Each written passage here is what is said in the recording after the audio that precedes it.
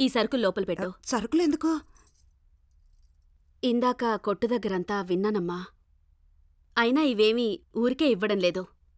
మీరు నాకు సాయం చేయాలి. అర్థం కాలేదా? నేనొక్కదాన్నే హోటల్ నడపలేకపోతున్నాను.